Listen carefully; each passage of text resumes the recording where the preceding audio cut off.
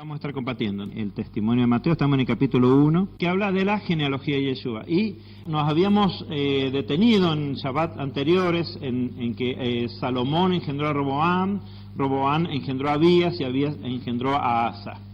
Y concretamente lo que estuvimos viendo que es la historia de Roboam un poquito, ¿sí? De Roboam, el hijo de Ben Salomón, y cómo se dividió el reino en su época. Bien, dice el verso 6.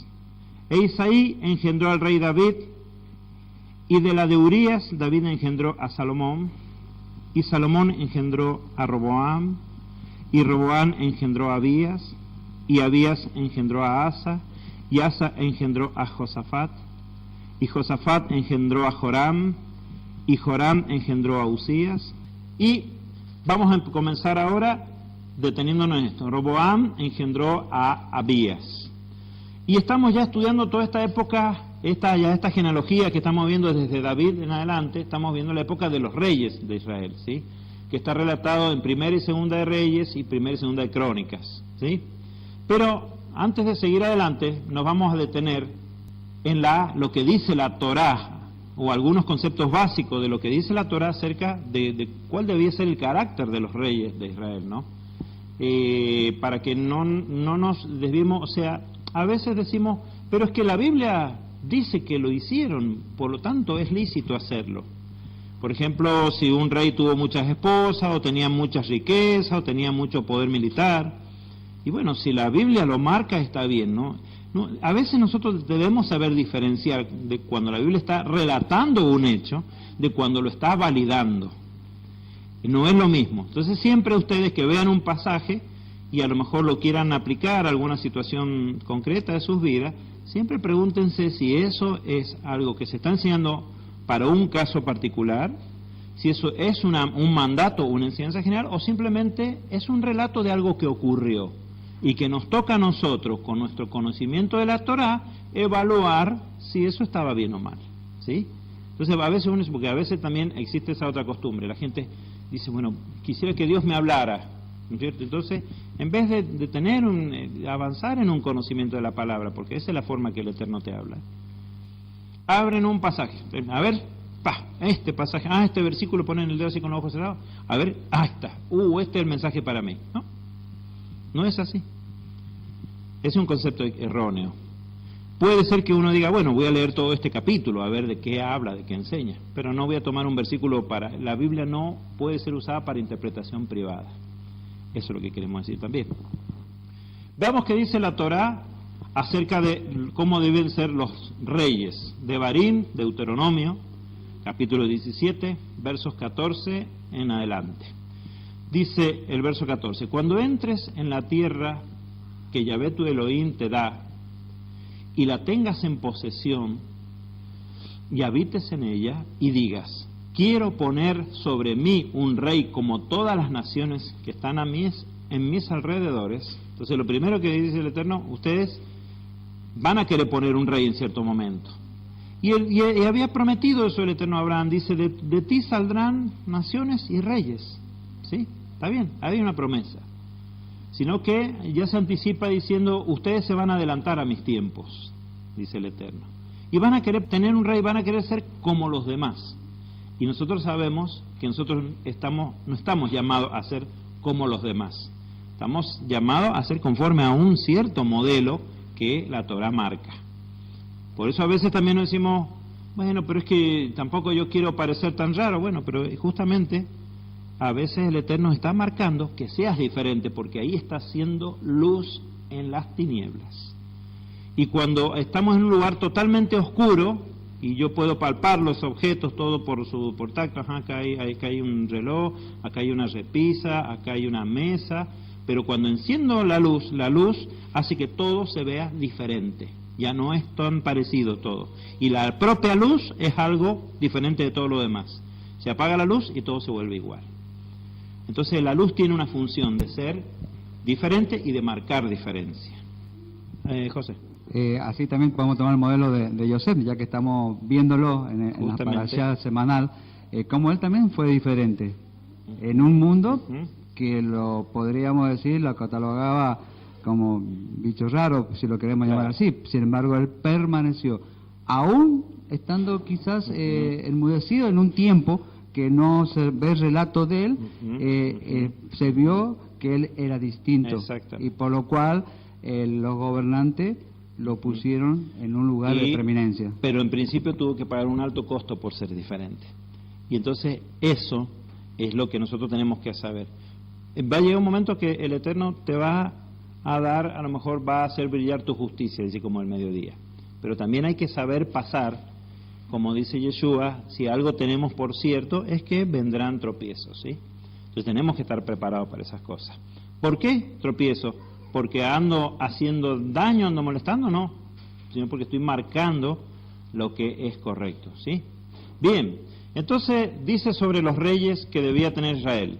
Solamente, le dice el Eterno a su pueblo, podrás poner por rey sobre ti a aquel que Yahweh tu Elohim haya escogido, no a cualquiera. Segundo, pondrás por rey sobre ti a uno de entre tus hermanos. Ningún extranjero puede ser rey de Israel. Y no podrás poner a ningún extranjero que no sea hermano tuyo.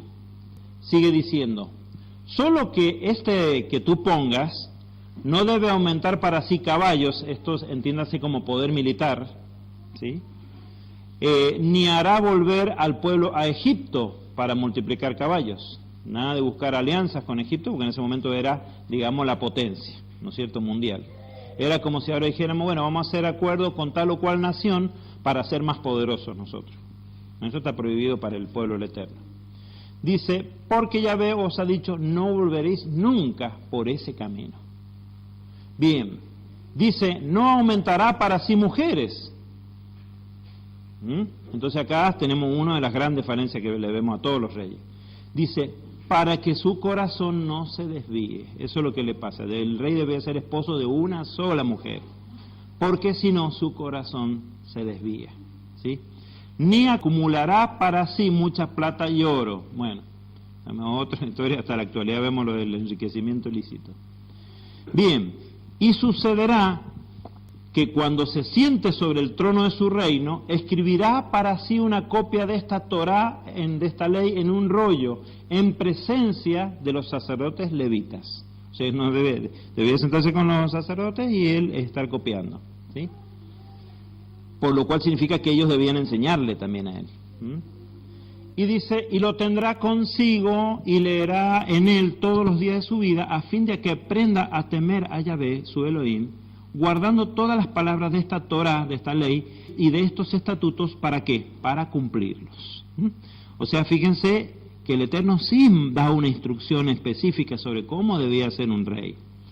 Pero primó más que queremos tener un rey como los reyes de las demás naciones, o sea, que imitar las demás naciones, tener un rey con todos sus vicios, con todos sus problemas, con todas sus situaciones.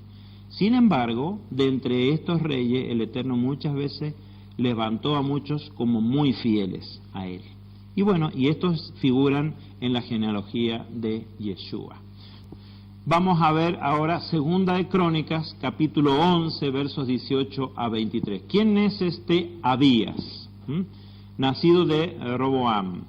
Dice que tomó Roboam por mujer a Mahalat, hija de Gemot, hijo de David, y a Abigail, hija de Eliab, hija de Isaí. O sea que ya vemos que Roboam, también siguiendo los pasos de su padre y su abuelo, empieza a tomar esposas, contrariamente a lo que está instruyendo la Torá.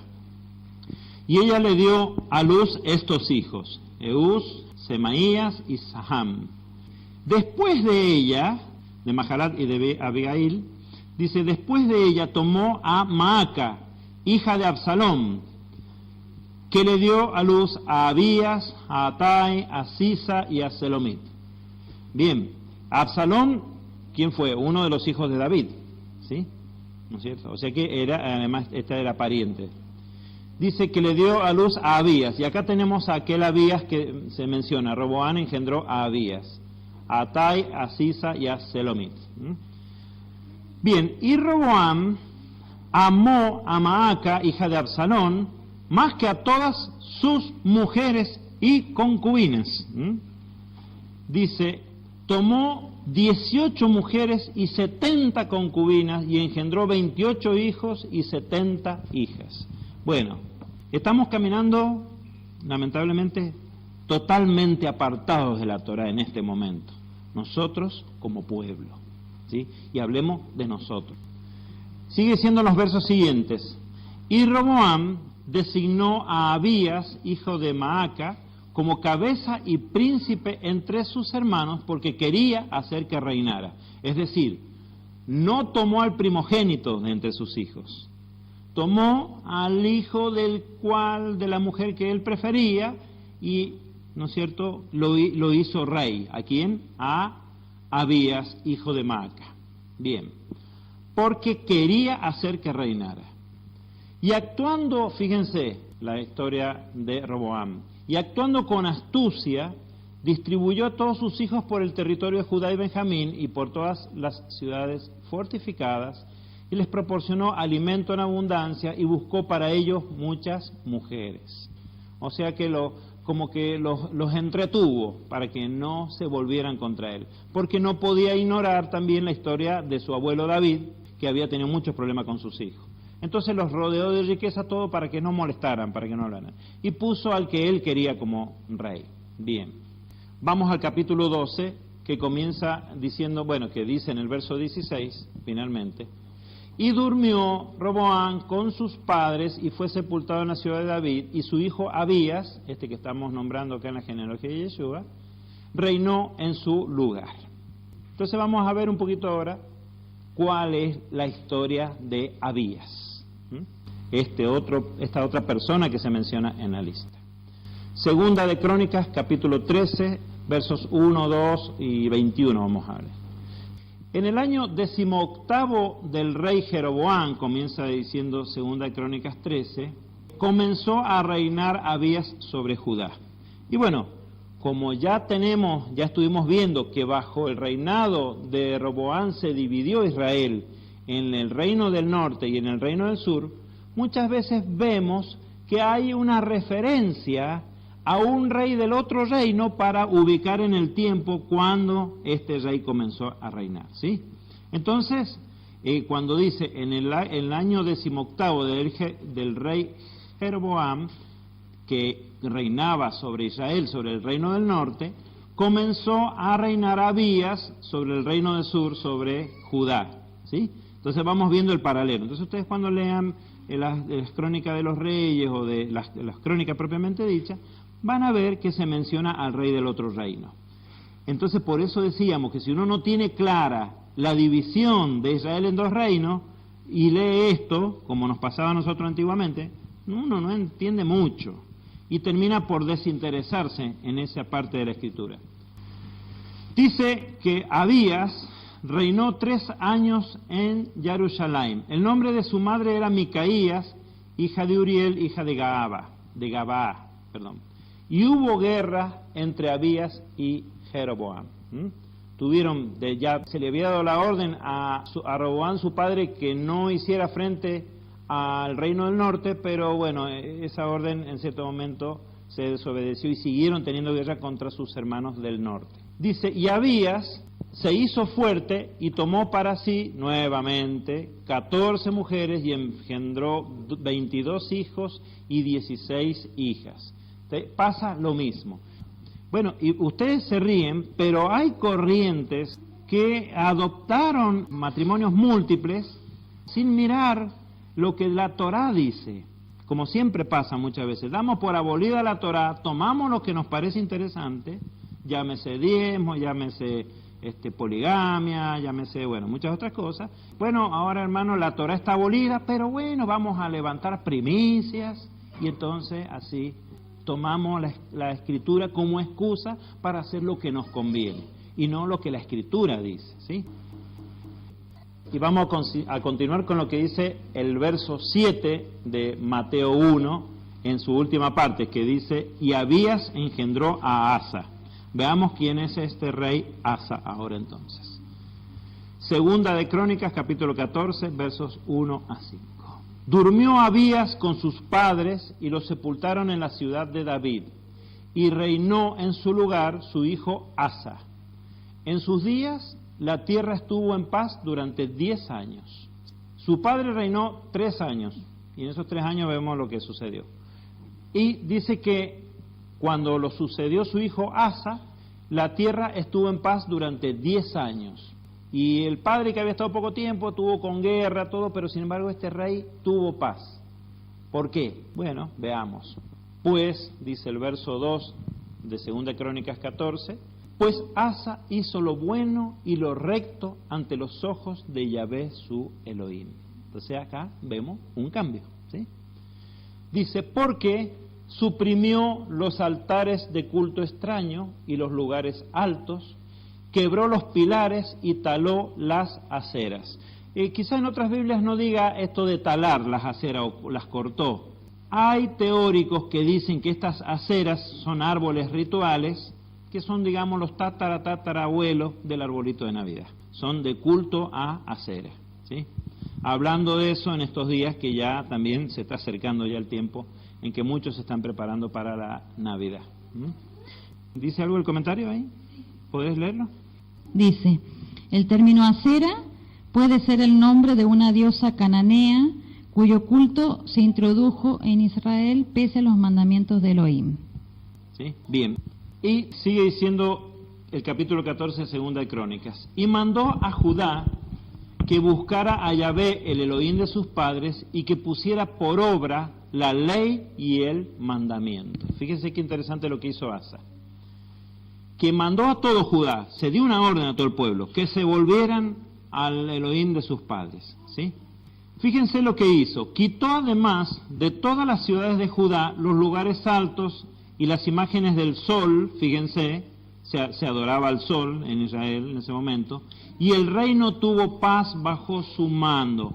Acá hay algo muy importante, se ocupó de quitar de Israel, de su hogar, de su casa, de Judá, el tema de la adoración idolátrica, y dice que como consecuencia tuvo paz bajo su mando.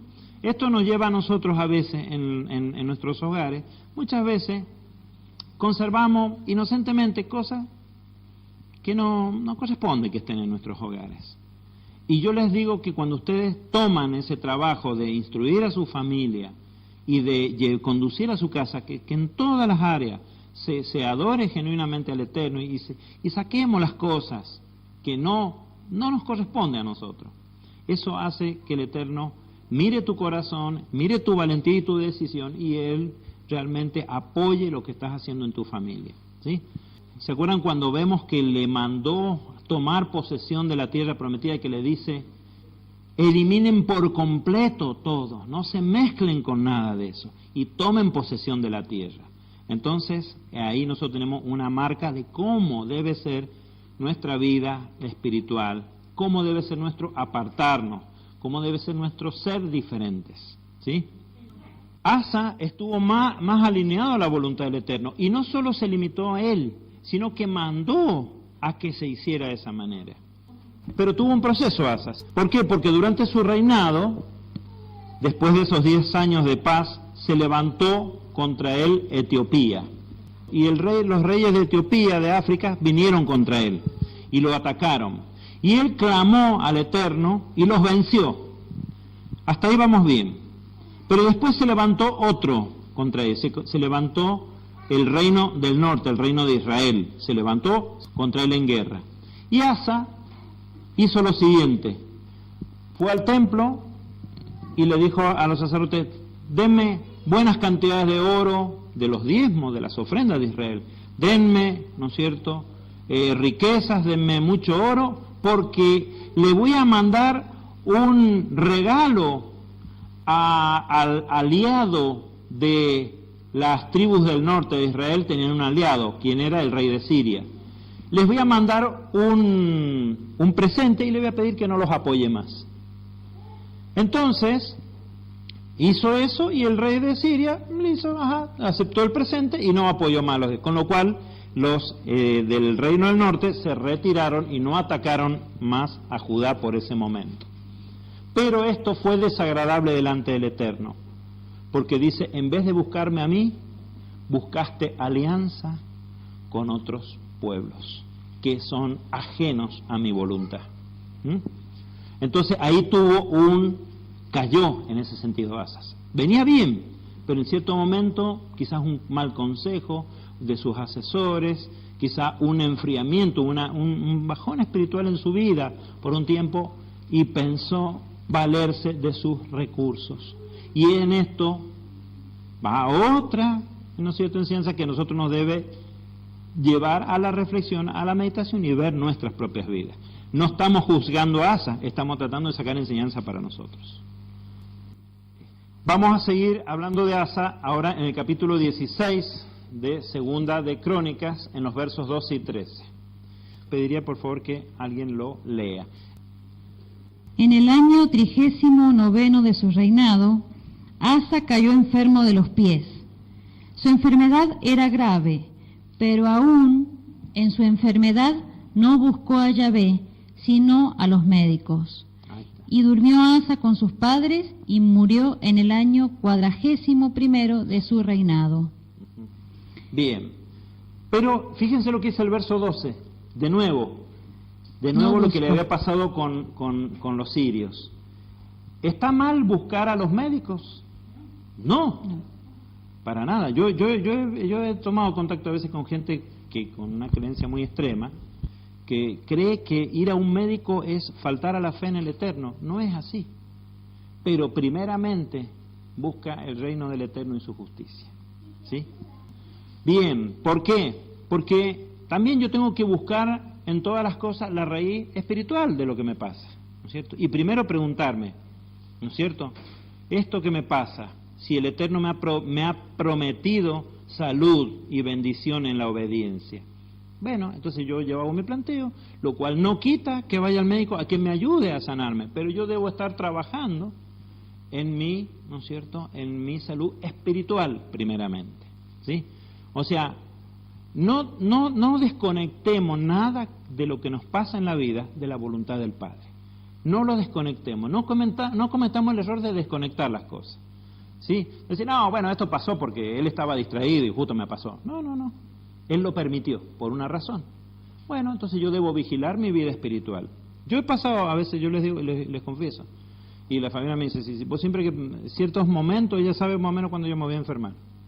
Porque cuando yo estoy pasando mucho estrés, muchas cosas, me distraigo de mi vida espiritual, enseguida me enfermo.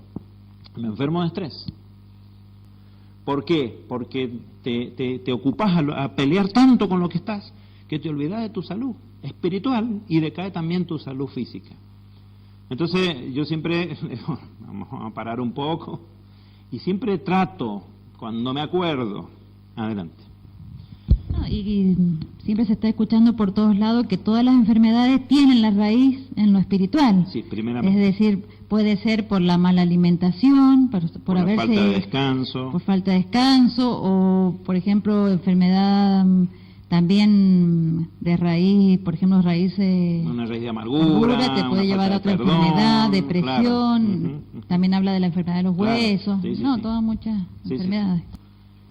Si yo sé que el Eterno nos defiende, muchas veces sí tengo la experiencia de haber dicho y decir, el Eterno me va a defender. Y lo he visto, y me ha dejado con los ojos así, asombrado, cómo me ha defendido Él. Y a veces sale uno a defenderse y pasan estas cosas. Por eso les digo que esto que vemos que le pasó a Asa es en el pan nuestro de cada día. ¿Me entienden? Es algo muy común que nos ocurra. Bien, pero Asa cayó enfermo de los pies y antes que buscar al Eterno, buscó a los médicos nada más y finalmente fue decayendo y murió. Y dice que Asa engendró a Josafat.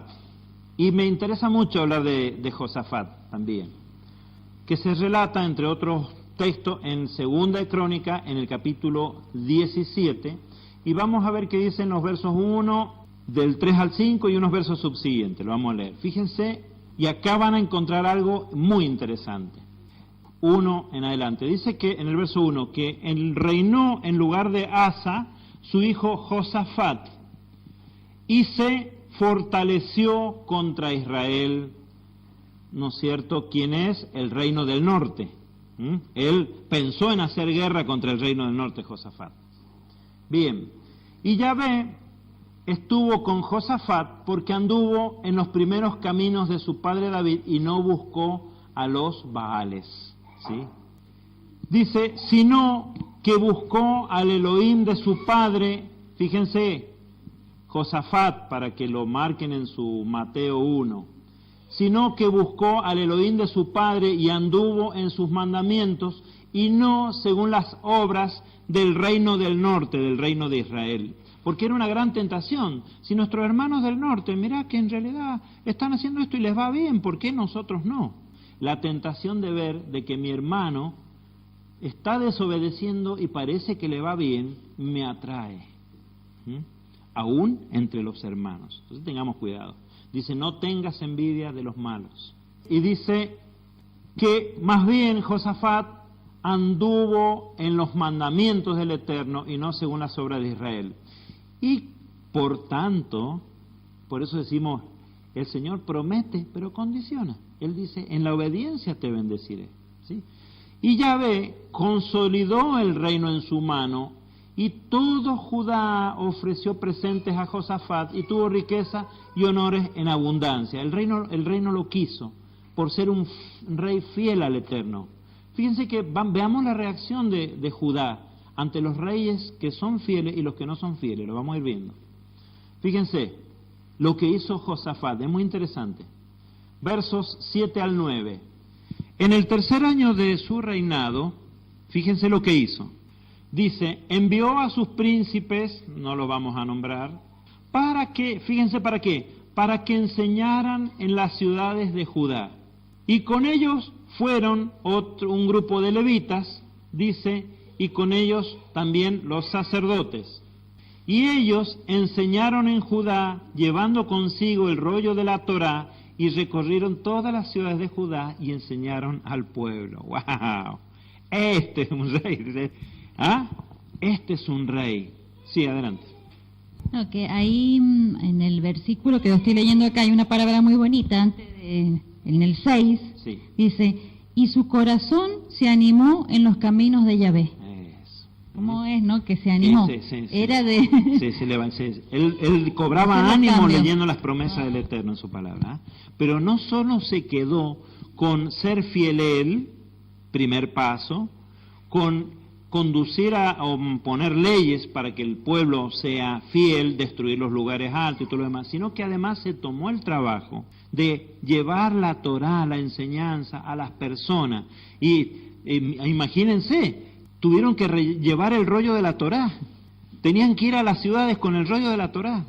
Y acá hay un acontecimiento, los sacerdotes van a traer el rollo acá a Godoy Cruz, van a traer el rollo acá, y iría cuidadosamente custodiado y guardado. Y entonces había que llegar a los pueblos y sacarlo y leérselo a la gente y enseñárselo. Esto es maravilloso, porque esto es lo que el Eterno le pide a sus reyes, que hagan la Torah y que la enseñen, ¿sí? Entonces, Josafat lo pueden marcar ahí en sus Biblias como un hombre íntegro, ¿sí? Y enseñaron al pueblo. Y dicen los versos 10 al 12 de Segunda de Crónicas 17. Fíjense lo que pasó. Y el terror de Yahvé cayó sobre todos los reinos de la tierra que estaban alrededor de Judá, de modo que no hicieron guerra contra Josafat. ¿Cómo consiguió la paz? ¿Con acuerdo, casándose con las hijas de los otros reyes? No, haciendo la voluntad del Eterno y enseñándole al pueblo a hacerlo. Entonces el pueblo mismo se volvió poderoso, ¿me entendés? Eran prosperados, estaban bien, y los demás reinos veían que la gente, digamos así, el ingreso medio per cápita era bueno, y además eran cultos, y además tenían seguramente una buena defensa. Entonces a todos les dio miedo, este pueblo es poderoso, su Dios los prospera. Bien, no hicieron guerra contra Josafat, dice el verso 10, el verso 11 dice, y fíjense lo que llegan a hacer los enemigos. Y algunos de los filisteos trajeron a Josafat presentes y plata como tributo. También los árabes le llevaron rebaños, ¿sí? 7.700 carneros y 7.700 machos cabríos. Bueno, ¿qué pasa? Y querían tener la buena voluntad. ¿Se acuerdan cuando estudiamos la vida de Isaac, que vinieron también los filisteos a hacer acuerdo, ¿no es cierto?, con él? Mirá, no nos vayas a atacar, nos hemos visto que sos poderoso. Bueno, bien, ¿sí? Verso 12. Y Josafat se engrandeció hasta lo sumo y edificó en Judá fortalezas y ciudades de abastecimiento, tipo José también. ¿Se dan cuenta lo que es tener temor del Señor, chicos? ¿Se dan cuenta? Por supuesto que les va a tocar pasar a veces situaciones difíciles, porque si yo soy distinto. Buscad primeramente el reino del Eterno y su justicia, y lo demás te será dado por añadidura. Entonces, en esta genealogía de Yeshua, bien, quizá podemos poner ahí una duda sobre Roboán, sobre Abías, pero bueno, a Asa le fue bastante bien, aunque en cierto momento decayó, y vemos a Josafat como uno de los reyes que realmente le dio esplendor a Israel por ser fiel. Que la casa de nosotros sea una casa que tiene esplendor porque somos fieles, no porque tenemos mucha plata. ¿Me entiendes? Eso es fundamental. Y vamos a continuar en el capítulo 21 de Segunda de Crónicas, donde se comienza a hablar de Joram, porque dice el verso 8 de Mateo 1, dice: y Josafat engendró a Joram. Y durmió Josafat con sus padres y fue sepultado con sus padres en la ciudad de David, y Joram reinó en su lugar. Bueno, y si resaltaron con un color a Josafat, van a tener que resaltar con otro color a Joram, porque no fue lo mismo.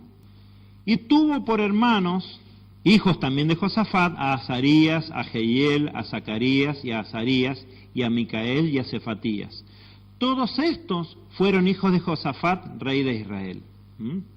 Fíjate que no nombra más hijos. Sospecho que fue esposo de una sola mujer, aunque no lo dice.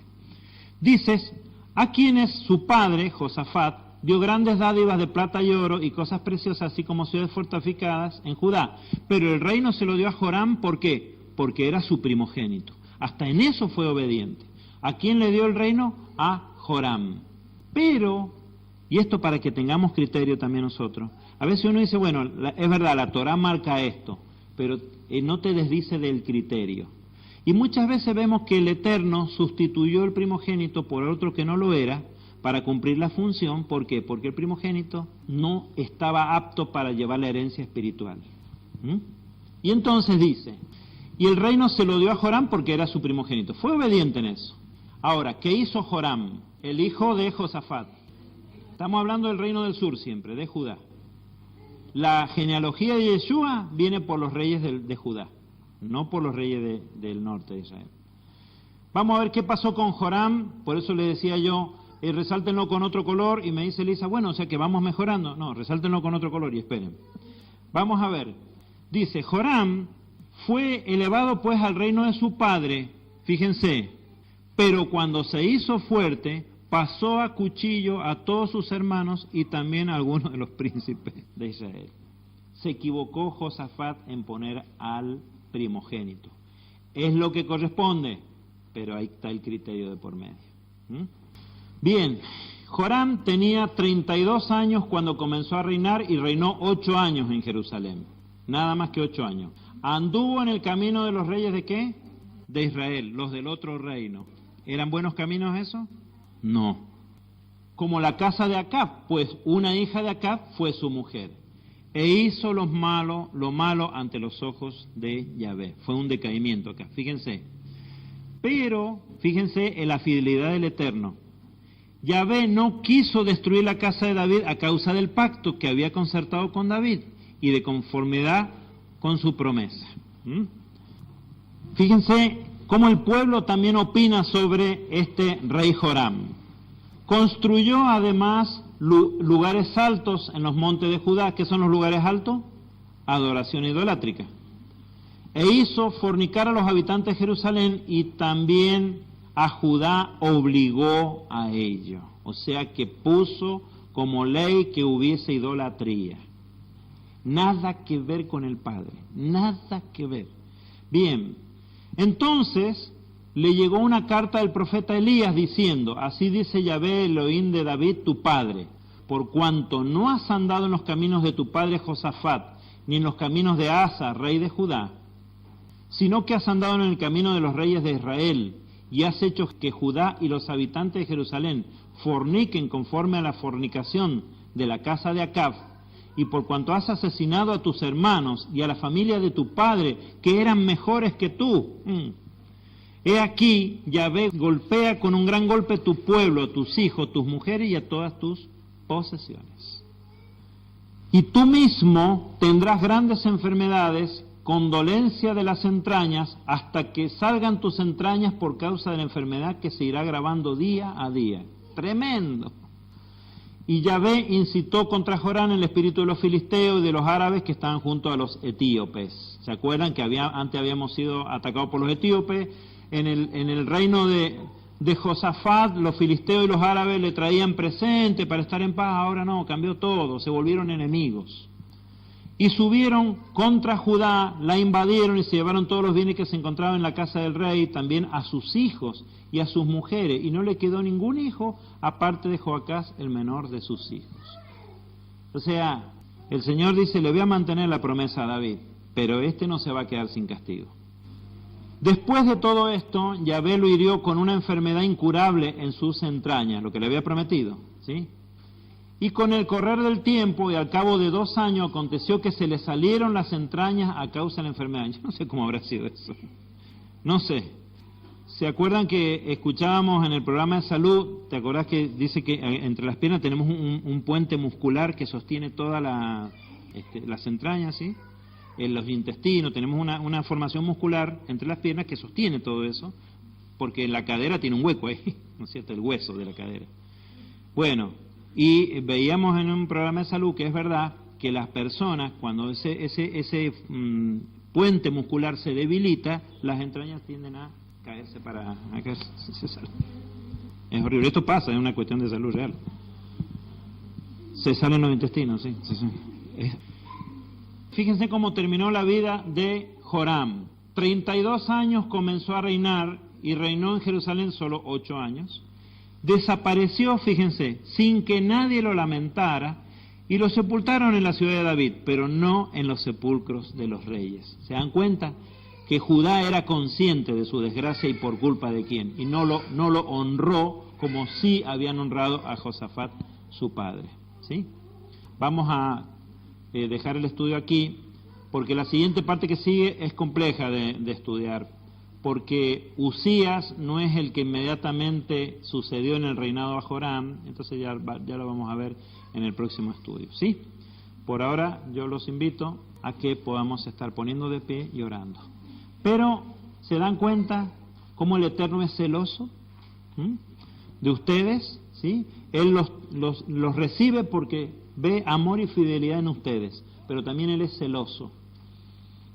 Y entonces Él no deja sino más que nosotros nos vayamos a la desobediencia. Él nos va a llamar la atención si nos hemos ido a la desobediencia. Nos va a llamar la atención.